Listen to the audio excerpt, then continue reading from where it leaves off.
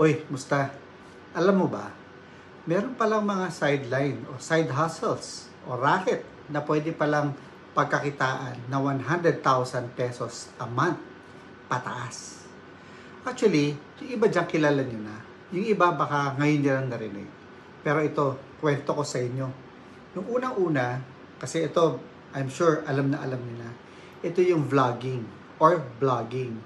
Okay, ano ba yung vlogging? O yung vlogging, ito ay not necessarily nasa video. No? Yung vlogging with letter V, yan naman yung merong video.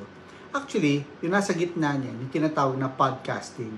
Pero, among the three, yung vlogging o yung video ginagamit, meron ng platforms dyan na pwede ka kumita na 100,000 pesos and up. Una-una, ano dun? Yung sa Facebook Reels or Facebook videos, no? Pwede mong pagkakitaan yan doon. In fact, meron na nga sa Facebook performance bonus. Pwede ka rin kumita doon. Pero to may mga posts to apart from the reels, no? So pwedeng nandun yan sa side ng blogging or microblogging na tinatawag. Yung alam nyo, yung sa YouTube, no? Syempre kikita ka dyan kasi meron mga kumbaga kumikita ka doon sa advertising, no? May parte ka doon sa ads na kinikita talaga ng YouTube or Google. Now, apart from Facebook and YouTube, actually yung vlogging, pwede kang kumita sa sponsorships or endorsements. Sa totoo lang, sa isang endorsement lang or sponsorship, dun pala baka 100,000 a month ka na or more. Yung iba kasi, syempre, yung mga malalaki dyan, million na pinag-uusapan, no? At hindi lang yun, yung iba nag-offer rin ng partnership na pwede kang kumita parte doon sa kita ng kanilang negosyo. Diba? Yung iba nga, binibigyan pa ka ng franchise. Yun. So, yun ang una natin na makukwento. Yung vlogging at blogging at pwede rin sa podcast. Kasi podcast, by the way, yan po ay usually pang-audio. Diba? Sa audio ginagamit yan. Ngayon, yung ikalawa, ito yung tinatawag natin na online tutoring. Alam nyo, sa online tutoring, nangyari na dati or online teaching, no? Siguro, alam nyo lang yung during the pandemic. But even before the pandemic, meron na talaga niyan. Usually, tinuturuan noon na pagkakaalam ko, yung mga Koreans, tinuturuan sila ng English. Ngayon, hindi lang. Sa totoo lang, may kilala ko na Filipino, based nga siya sa US, ang tinuturuan niya online ay ang mga Amerikano naman para makapag-Pilipino o makapag-Tagalog kasi mayroong mga pinapadala dito. Kung napansin nyo, marami po yan.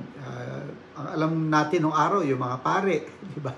Na galing Italia o galing Spain, no?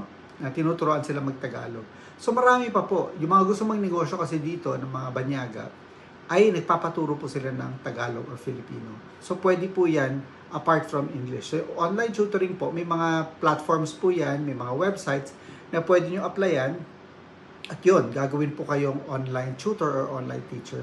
Paano abot ng 100,000 pesos a month? Sa totoo lang. Yung 50,000 chicken na chicken. Madali lang po yun. Depende po sa dami ng tinuturuan nyo, estudyante, or depende rin sa oras at quality. Diba? Kasi kung yung mga high-end, katulad ng kunwari, nagtuturo kayo ng mga English sa mga diplomats, for example, o yung mga executives, malaki pong bayad dyan per hour at dollars po yan. Diba? Ngayon, syempre, ang kailangan nyo dyan sa online tutoring, meron po kayong laptop, at least, or a PC, at meron, syempre, may camera yun, no? At may headset, diba? Kailangan. At kung meron na kayong ganyan, pwede na kayong pumasok din sa tinatawag na virtual assistant. I'm sure yung iba dyan, familiar na po kayo dyan sa virtual assistant, no? Kaya po umaabot ng 100,000 and up po yan. Depende rin yan sa client, no? Depende kung anong trabaho nyo. Pero usually yan, executive assistant kayo ng isang executive. No?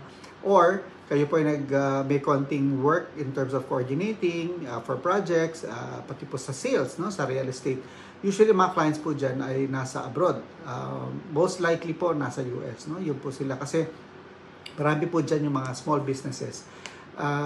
Hindi na po sila nag-hire talaga ng mga assistants, no? Na local kasi nga mas mura.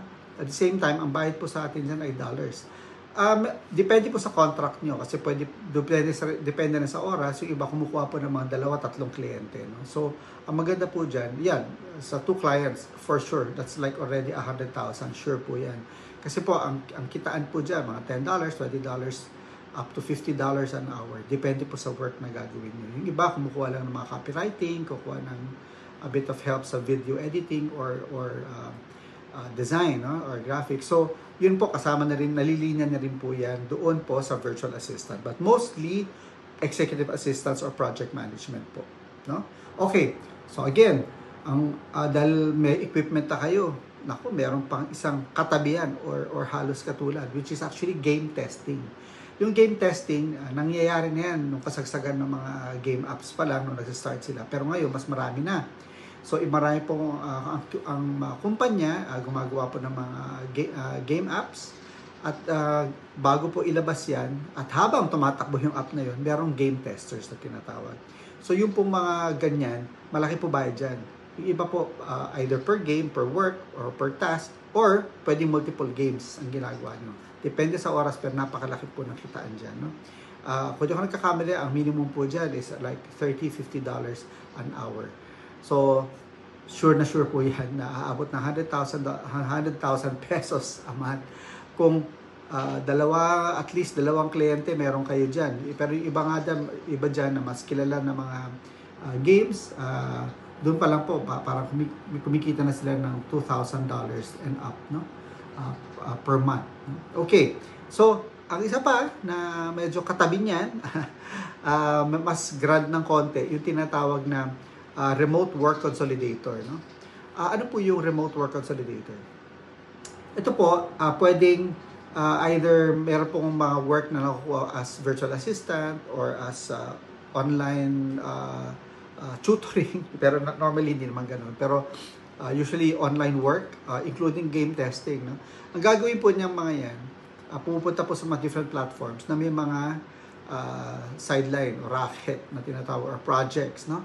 Ang ginagawa po ng mga consolidators, kukunin po lahat ng mga yon at ibinabato po, fina-farm out o ina-outsource po yan. Sila lang po nakaharap at marami po silang mga projects na hawak. Doon po, definitely, it's beyond 100,000. So may kilala po ako, kumikita na po siya na almost 1 million pesos a month. No? Just because of consolidating those type of work. So parang dating mo na dyan, nasa bahay ka na lang, pero parang agency na tinatawag. No? Okay. Then of course, lastly, alam na po natin itong negosyong to, itong sideline na to, which is online selling. Pero meron po isang part na online selling na baka hindi nyo pa alam. No? Yung online selling na ito po yung tinatawag na resellership. No? Kasi meron po yung iba, either they're a distributor of a product here locally, or sila naman ang manufacturer. Ginagawa po nung mga ibang kilala kong nag-online selling po ay nagre-resell po sila. Maganda po sa reselling kasi wala ka namang kailangang puhunan talaga masyado dyan. No? Halos wala. Pero kung malaki na yung stocks mo, gusto mo na nagsa-stock ka na, yun, medyo mamumuhunan ka. No? Pero by that time, malaki na kinikita mo. Yung ibang ginagawa nila, pupunta nga yan doon sa mismong kumpanya na nagbebenta. Pwede nga nag-auction, kunwari nagpupunta ka sa Japan.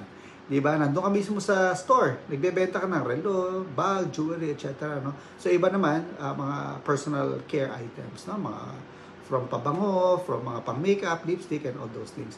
So, yun po, most likely, karamihan po dyan na nakikita sa TikTok ay mga resellers po yan.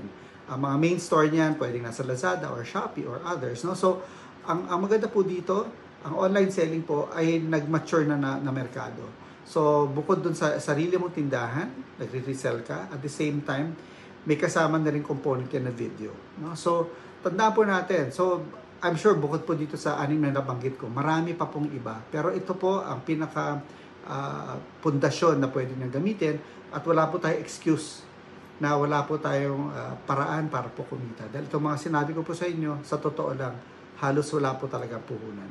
Kundi ang skill, ang talent, at pagtsatsaga, at most especially ang pagdarasal. Have faith, mga kaibigan, mga kapatid. No? And yun lang po. And I hope you keep on following this channel. God bless.